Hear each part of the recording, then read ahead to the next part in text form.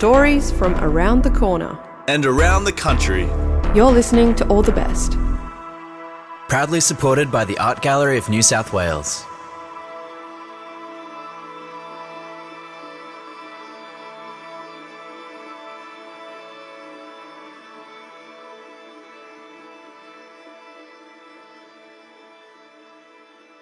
Triana's teacher, Mrs. Ford, constantly told her off for fidgeting with it, not realising the bracelet helped Triana feel less anxious.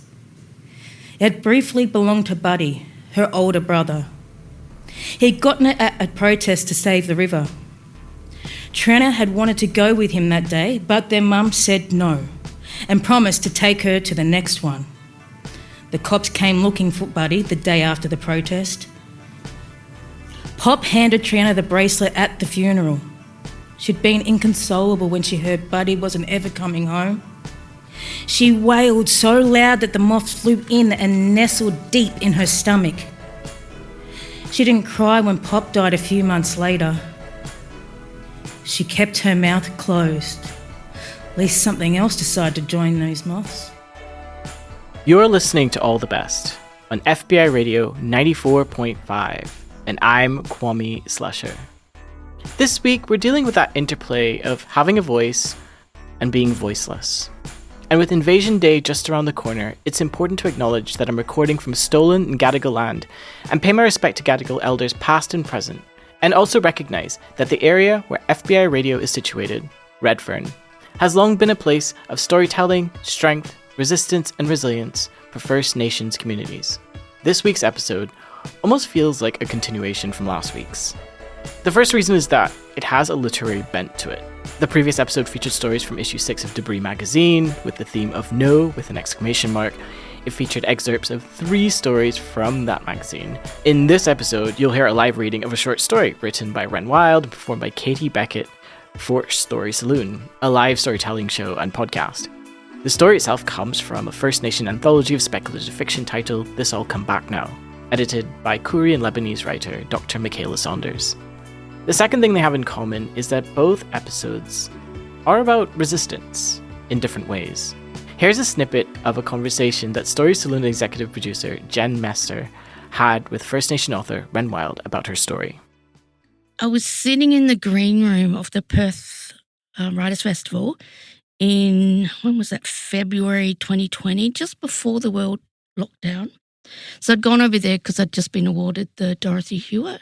So I went over there to receive the award, sitting in the green room, and, all of a sudden I just sort of said, hey, I just thought of a short story. And it was that one scene where Triana's vomiting up weapons, like, colonial era weapons and that. And it was just this. I had this vivid scene. And then another writer was there, Claire G. Coleman, and she went, well, go home and write it. And it's like, yeah, I think I'm going to do that. So I did. I went home and wrote that scene. And then from that, a whole story came out. But it's unusual for me to have that scene at the beginning. I think it's her awakening to politics and to life and to grief. So, the moths are about silence or speak up, but it's also about grief, how we just bottle that in there.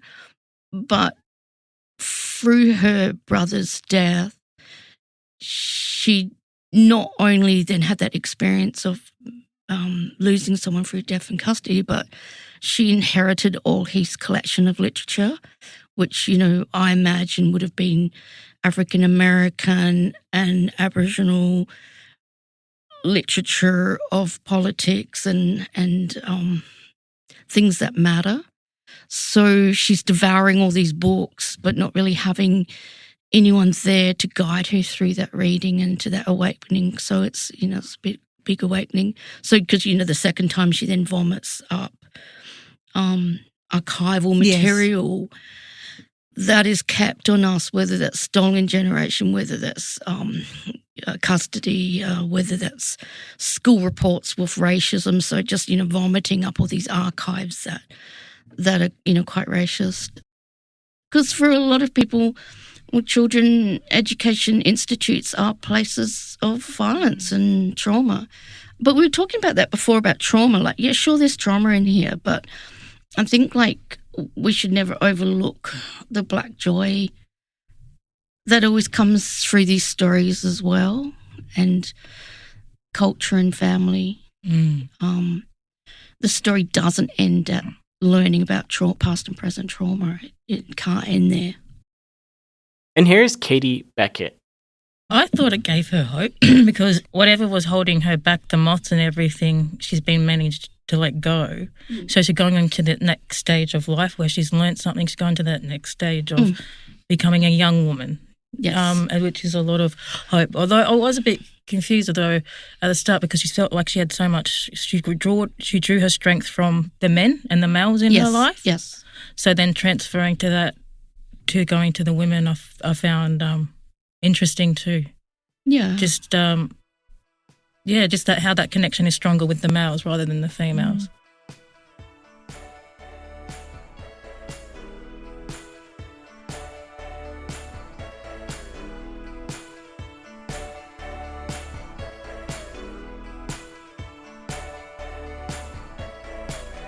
You see, this interplay between voice and voicelessness, and the juxtaposition of the fantastic with the real world, tackles these larger questions of empowerment and disempowerment that feels all too relevant in today's environment. We all know that these oppositions are perennial and constant, but in Australia it always gets a little bit louder around January 26th. Here is Clattertongue.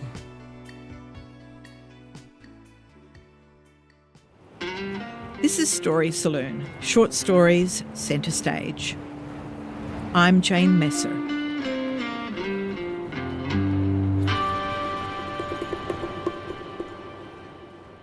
In this episode, we're going to hear Clattertongue by K.A Ren Wyld from our October 7 show. To begin, I'd like to acknowledge the traditional owners and first storytellers of the land on which we're broadcasting. Wyld's story was performed and produced for podcast on the lands of the Gadigal people of the Eora Nation. I pay my respects to elders past and present and acknowledge their enduring connection to this country. Ren Wyld is a South Australian writer of Martu descent. They've written an inspired short story which combines realism with the fantastic. In it, a young Triana finds herself struggling to speak. Instead of words, other things come out. The story is about how her Aboriginal voice is profoundly linked to missing family and histories that can't be ignored. Ren Wyld has written and published multiple works about Indigenous experiences and history. This prize-winning story is from the collection This All Come Back Now, an anthology of First Nations speculative fiction, edited by Mykaela Saunders. Reading Clattertongue is Katie Becket, a celebrated Maori actor and writer whose stage and screen work brings both artistry and cultural resonance to this prize-winning story. And now, here is Katie Becket reading Clattertongue. Clattertongue by Ren Wyld. Triana walked past the young couple waiting in the patchy shade of a tree and stood beside the bus sign. Stop 25. Same number as her grandparents' old place before Pop died and Nana moved in with Auntie Sissy.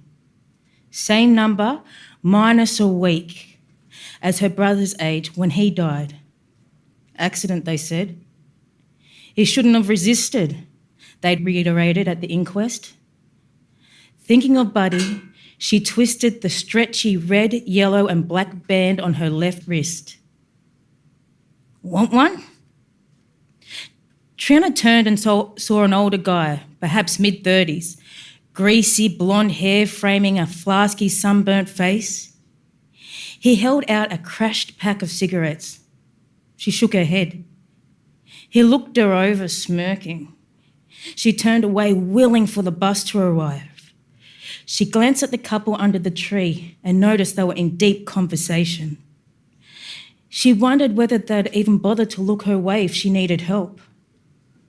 From the drift of smoke, she knew the stranger was a few steps behind her. She touched her bracelet again. Triana's teacher, Mrs. Ford, constantly told her off for fidgeting with it, not realising the bracelet helped Triana feel less anxious. It had briefly belonged to Buddy, her older brother. He'd gotten it at a protest to save the river. Triana had wanted to go with him that day, but their mum said no and promised to take her to the next one. The cops came looking for Buddy the day after the protest. Pop handed Triana the bracelet at the funeral. She'd been inconsolable when she heard Buddy wasn't ever coming home. She wailed so loud that the moths flew in and nestled deep in her stomach. She didn't cry when Pop died a few months later. She kept her mouth closed, lest something else decide to join those moths. You're not so bad on the eyes. Suppressing a shiver, she hoped the stranger would not move closer.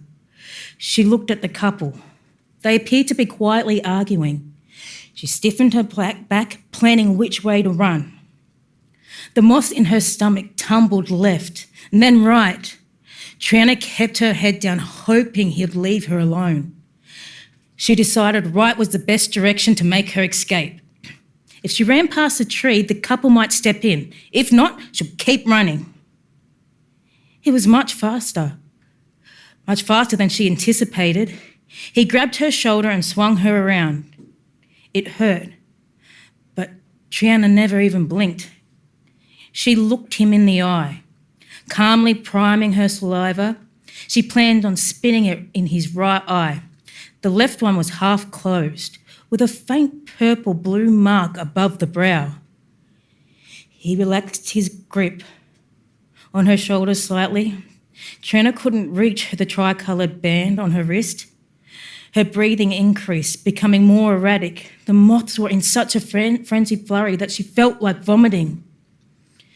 Triana took a deep breath and tried to picture Pop. She remembered him sharing stories while fishing down at the bend in the river. Pop had been a quiet man, preferring the companies of chickens. Get him in the right mood, he'll tell you a yarn or two. Triana's mum had often remarked how she reminded her of Pop. Buddy had been more like their dad, had been gone so long that Triana could barely remember what he looked like. They put Dad to rest with the view of the river on country. Always was, always will be, Aboriginal land.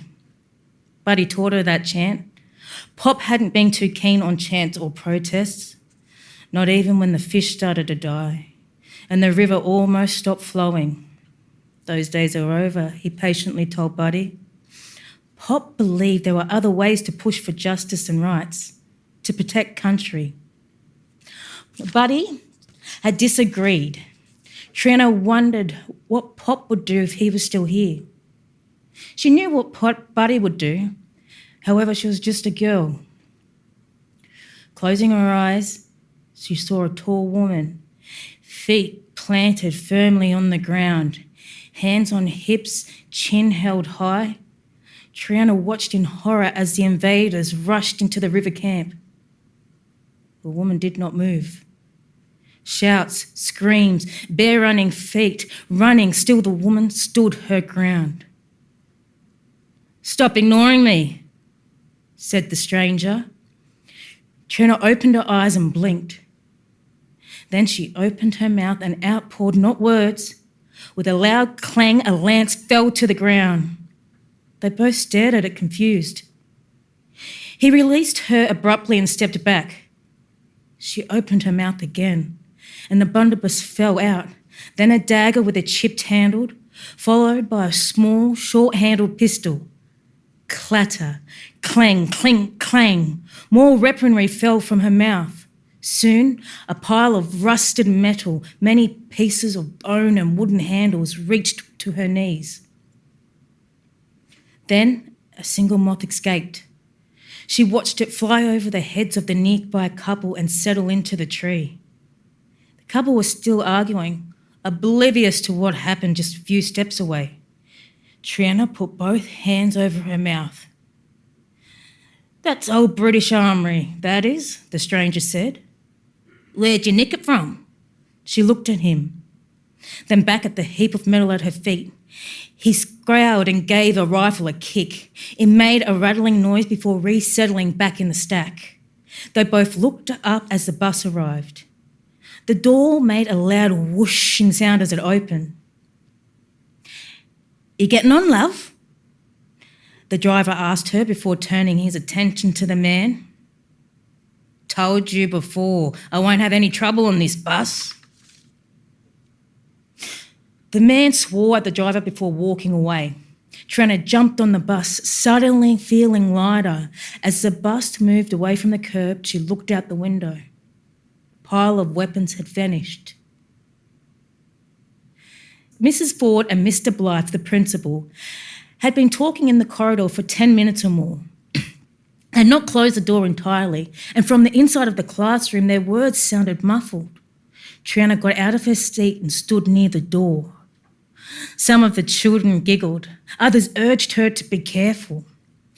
Triana heard the principal and the teacher discussing if it would be better for her mother to keep her at home for the sake of the other students. Triana twisted her band as she listened.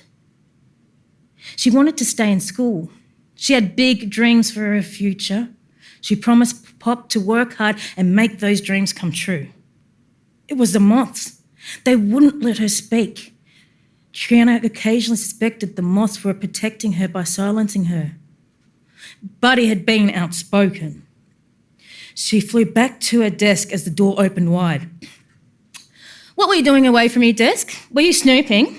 She kept her eyes lowered as Mrs. Ford approached. The steel ruler made a loud thud as it hit her desk. Triana looked away, pulling at her bracelet as she tried to control her breathing. Mrs. Ford walked to her desk and quickly scribbled on a piece of paper. "Go to the principal's office and take this note," she said. A few minutes later, Triana knocked on the principal's door. Mr. Blythe opened the door and raised his eyebrow when he saw her. She handed over Mrs. Ford's note. He read it slowly, then peered at Triana over the top of his steel-rimmed glasses. "Eavesdropping is not acceptable behaviour. Didn't your parents teach you any manners? I don't know why we even bother trying to educate your type." She caught a glimpse of the thin rod leaning against the wall. She had not seen it before, but she had heard it many times. The sound of the wood hitting flesh always made her jump. She would nod in solidarity at both the teary-eyed and the defiant as they left the principal's office. As Mr. Blythe reached for the rod, Triana knew it was her turn to be defiant. "So what do you have to say for yourself?" Standing tall, Triana opened her mouth and out tumbled a bundle of leather-bound notebooks. Next came loose papers, telegrams, handwritten memos, then mission reports, words on yellowed paper, papers scribbled with numbers, tear-stained letters from hopeful parents. They all fluttered to the floor. Moths rode on the papers before flying out the open window. She then noticed a small child in the pile of papers. Triana raised her finger to her lips. "Don't make a sound, bub." As Mr. Blythe stared in disbelief at the unexplainable mess on his floor, Triana let herself out. She knew those papers would vanish soon, along with the memory of a stolen child. Triana's mum kept her home the next day, and the next. She was tired. Dark rings had formed under her eyes. Bad dreams kept her up at night. She knew, in addition to the bothersome moths, reading books she'd taken from Buddy's room had filled those dreams. Massacres, dying rivers, dead fish, bones. So many bones. Not easy reading. But she knew she had still much to learn. These books were not like the history books in her school. They were full of truths. Despite differing views, one thing Pop and Buddy had always agreed on was truth-telling. It's a pathway to reasserting sovereignty. On the third day of being home, Mum rang Auntie Sissy, who brought Nana straight over. Triana could hear them talking in the kitchen over a cup of tea.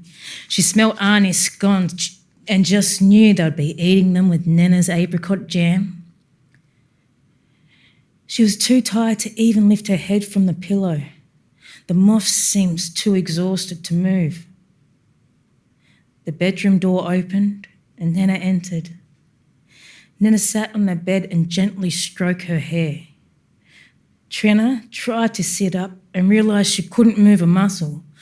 The weight of the moths pinned her down. Nana made a clicking sound with her tongue. "Those moths still bothering you?" The moths became agitated. Tears formed in Triana's eyes. Nana took her granddaughter's hands and wrapped them with her own. A waft of emu bush curled around the room. The moths settled. "Buddy's been gone a while now. And your pop? They'd not want you grieving still. Should I help you get rid of them moths?" Triana nodded. She truly wanted them gone. She wanted to be able to sleep peacefully again, to finish her schoolwork without moths fussing. She had turned her plans into reality, even if Pop wasn't there to encourage her. Nana helped Triana stand up, giving her time to steady before slowly leading her outside. Mum and Arnie were in the backyard. The warmth of the sun felt so good on Triana's face, and a small fire had been lit in the middle of the lawn. The moths seemed scared of the flames, and they frantically beat their wings. Her mum stretched out her arms. When Triana sunk into the softness of her mum's cardigan, the moths went quiet. Nana picked up a branch of emu bush, and with plenty of leaves still on it, and placed it gently on the fire. As the white-grey smoke thickened, the old lady beckoned. Triana began to walk over. She took a few steps, then stopped. She buckled over in pain, opening her mouth again. A big moth flew out, and then a bone, followed by another. So many bones. They didn't hurt her, not even the sharp ones. Still, Triana was scared. She felt strong arms wrap around her, holding her tight. The vomiting eased for a moment. Then she started retching up moths. They tickled her belly and throat. So many fluttering moths, leaving. Then Triana straightened her back, feet firmly on the ground, chin held high.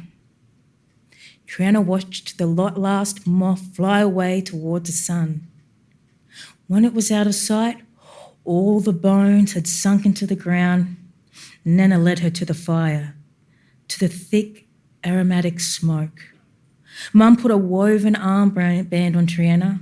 Emu feathers danced in the light breeze, tickling her upper arm.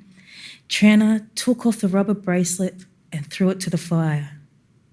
Then she cupped her hands and drew the smoke closer. She breathed in and exhaled. The end.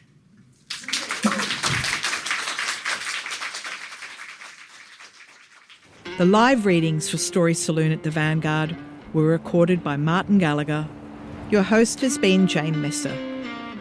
A big thanks to the whole Story Saloon team.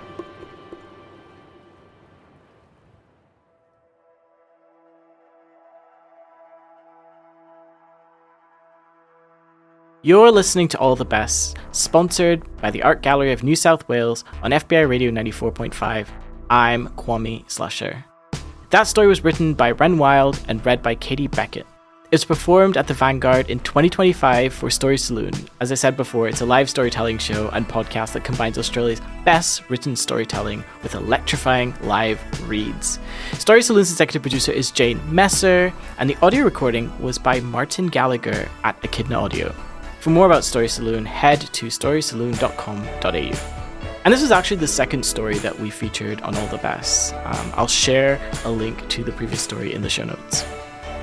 Also, our first audio club session is starting in February, and if you don't know what audio club is, it's really just a coming together of our All the Best community.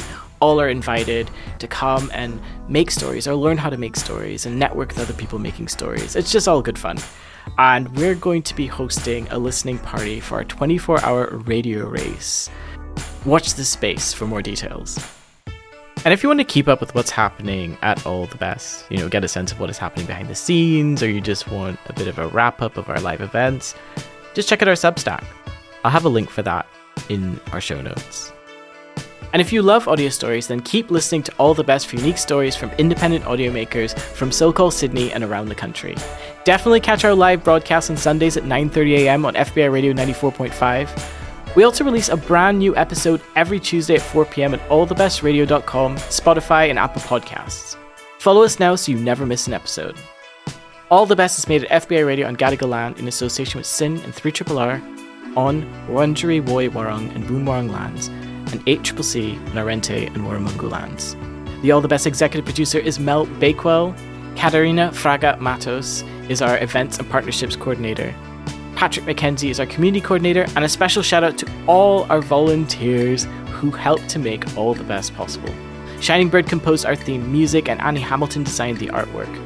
We're heard across Australia on the Community Radio Network, and we're made possible by the Art Gallery of New South Wales and the Community Broadcasting Foundation. You can find our full archive of almost 700 episodes at allthebestradio.com. I'm Kwame Slusher.